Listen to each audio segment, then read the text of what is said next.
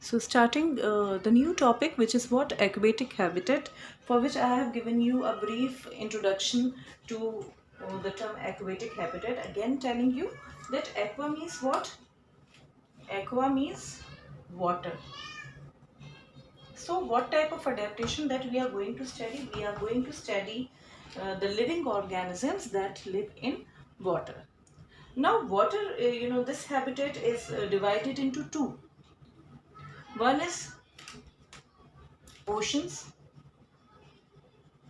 which is what? A marine habitat also. And oceans or seas में you will find salty water. कैसा water होता है? Salty water,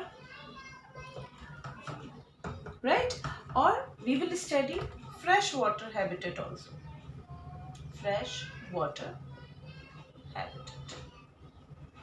So going to discuss with you, first of all, without wasting time, I am going to discuss the very important animal जो आपने nursery rhymes में poems पढ़ेंगे fish के ऊपर, which is what? Fish. So going to start with fish. Adaptations found in fish. So fish shows or different adaptations that we will discuss right now. So before starting adaptations in fish, let me give you few examples of aquatic habitat. Aquatic habitats are, ponds, swamps, oceans, seas, lakes, rivers. They are all examples of what? Aquatic habitat. So let's come to the adaptations in fish. So the first adaptation, which is responsible for the fish to stay in water, is its body shape. Its shape is what? Its shape is streamlined. अब ये समझना बहुत important है कि streamline shape होता क्या है. It is, ये समझ लीजिए जैसे बोट का शेप होता है, बोट लाइक. बोट कैसी होती है? इट इज बीच का जो मिडिल पोर्शन होता है, इट्स क्वाइट बल्कि, और जो लास्ट का हेड और जो टेल जो होता है फिश की, वो कैसी होती है? वो कम एरिया ऑक्यूपाई करती है in comparison to the middle portion. ऐसे शेप को हम क्या बोलते हैं? Streamlined shape.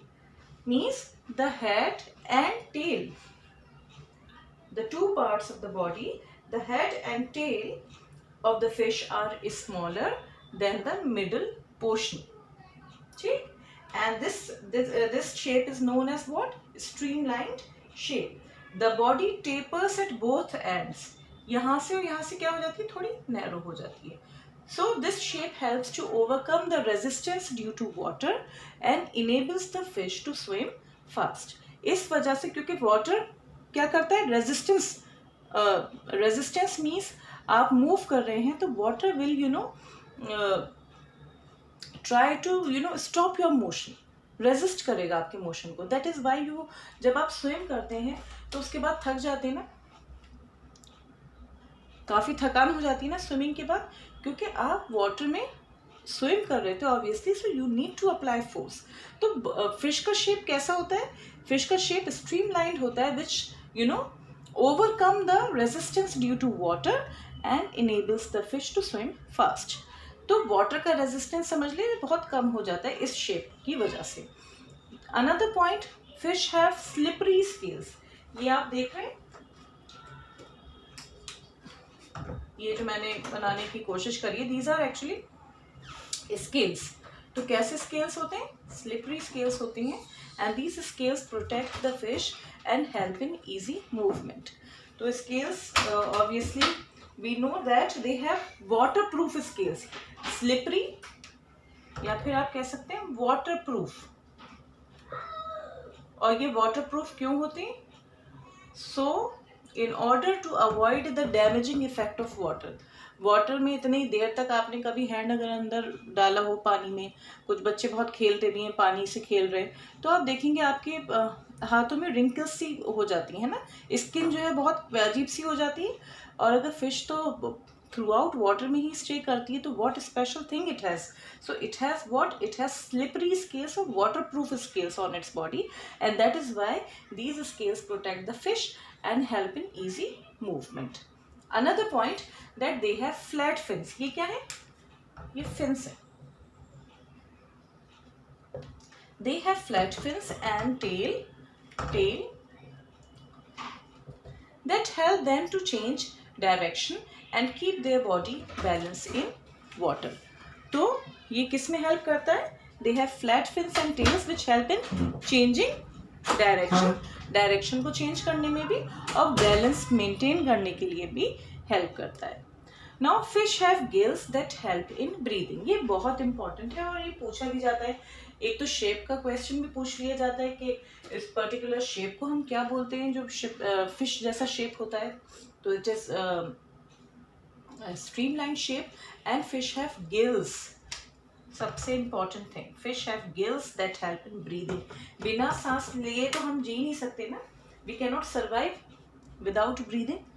तो fish have gills that help in breathing. So I want to show you the gills of fish. You can see here, right? These are the gills present in fish. ठीक. अब समझ लेते हैं कि gills कैसे help करते हैं breathe करने में. ठीक है, देख लिया आप लोगों ने. नाउ ये बहुत ही जल्दी में मैंने ऐसी डायग्राम बना दिया है आपको बस समझाने के लिए. Now these are gills.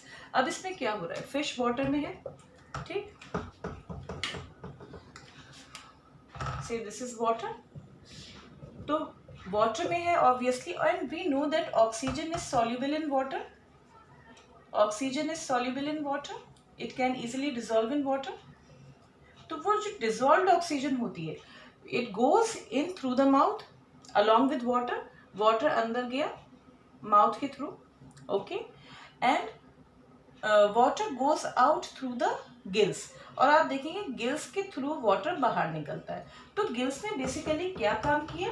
Gills they extract oxygen dissolved in water. So gills ने क्या किया? Gills extract oxygen dissolved in water.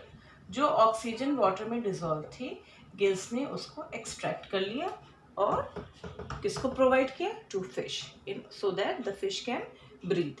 So these are the adaptations that are found in fish. लेकिन सारे एनिमल्स तो आपने ऐसे देखे नहीं होंगे कि आप ऑक्टोपस को बोलेंगे इट हैज स्ट्रीमलाइन शेप, या फिर आप स्क्विड्स को बोलें कि इसका स्ट्रीमलाइन शेप है. तो ये एनिमल्स कैसे सर्वाइव कर रहे हैं इसको भी हम देख लेते हैं. Now squid and octopus, they do not have streamlined shape. और आपने नोटिस किया होगा लेकिन जब ये मूव करता है तो ये अपना शेप कैसे कर लेता है? स्ट्रीमलाइन शेप दोनों ये कर लेते हैं. ठीक है. ये अपना शेप चेंज करते रहते हैं. आपने देखा होगा, अगर आप वही मैंने बात पहले भी बोली थी, अगर आप थोड़े बहुत ऐसे चैनल्स देखते हैं जो एनिमल्स पर बेस्ड हैं, so you might have noticed. तो इसमें क्या होता है? They don't have streamlined shape and they stay deeper in the ocean. कहाँ stay करते हैं? They stay deeper in ocean. और जब deep stay करते हैं तो obviously आपको surface पे ऐसे ही दिखेंगे नहीं squids and octopus. So what they do? But they obviously they stay deeper near the seabed and catch their prey that moves towards them. लेकिन अपना obviously ये सी बेड तो जानते हैं ना, सी बेड की तरफ बिल्कुल आपको नीचे की सरफेस पे दिखेंगे ये. और जब अपना कैच ऑब्वियसली सर्वाइव करने के लिए अपना प्रे तो खाना तो इन्हें चाहिए ना, तो उसको कैच करने के लिए ये फिर मूव करते हैं.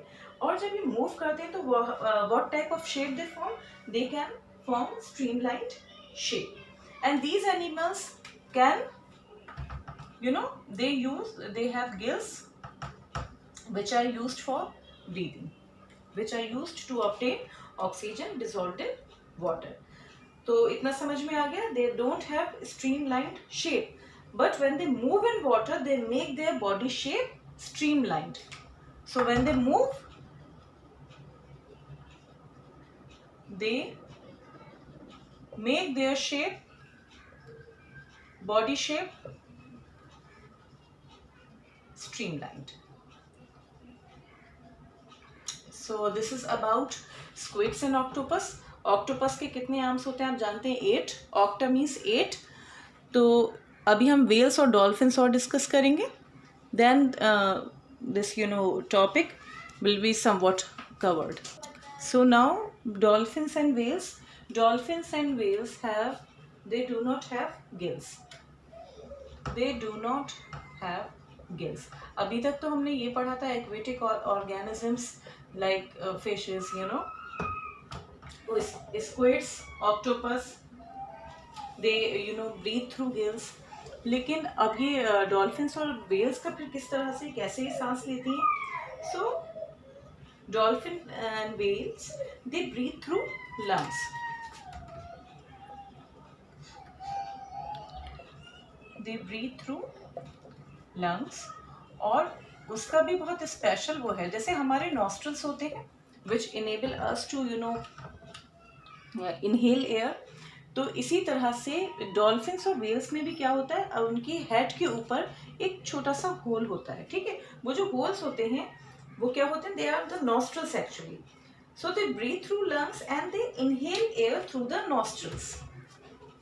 दे inhale air through the nostrils. उसका स्पेशल नेम भी है.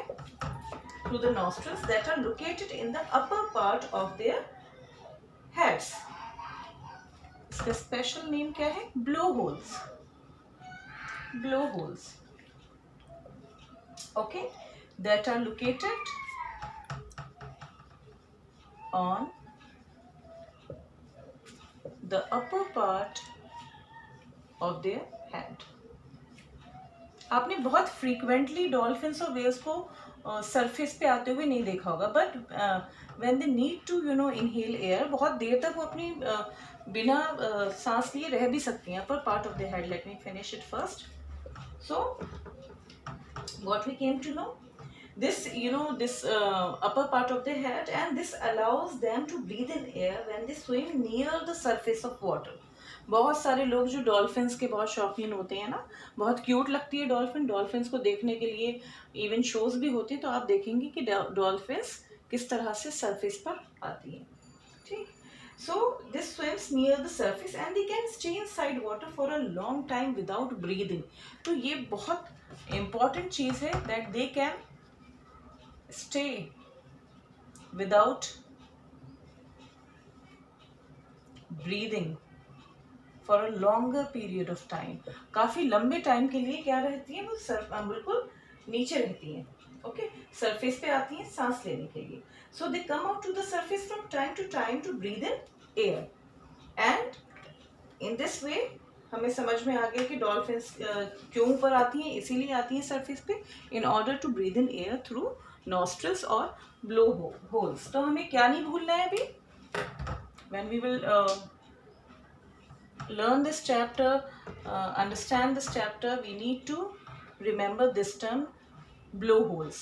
तो अगर आपसे पूछा जाए name 2 aquatic organisms which do not have gills, तो आप क्या आंसर करेंगे? Dolphins and whales. और पूछा जाएगा कि हाउ डू दे ब्रीथ, तो you can say that they inhale air through the nostrils और blowholes that are located in the upper part, on the upper part of their head. So this is all about dolphins and whales. और surface पे क्यों आती हैं, सो आप उसका भी answer दे सकते हैं, in order to inhale air.